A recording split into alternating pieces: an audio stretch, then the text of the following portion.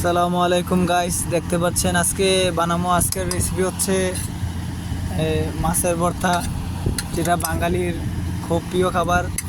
তো এখানে দেখতে পাচ্ছেন যে রসুন আর কাঁচামরিচ এখানে টালতেছি।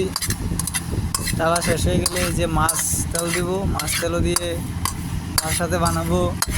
এই যে দেখতে পাচ্ছেন মাছ তেল দেওয়া শেষ, এখন মাছ খুলতেছে কে? মোহাম্মদ ইসমাইল সরকার, ঠিক আছে, উর্ফে সিঙ্গেল। তো আমার এখন প্রায় এগুলো লাড়ালাড়ি শেষ, এখন মাছ করতেছে। দেখেন কিভাবে কাঁটাগুলো বাঁচতেছে।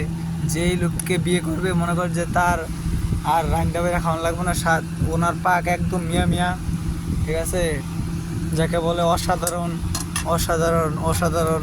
দেন না আমি ইমাতে খাইতাম বলে ইমাতে বই থাই। এই অবস্থা দেখতে পাচ্ছেন কত সুন্দর মাছ।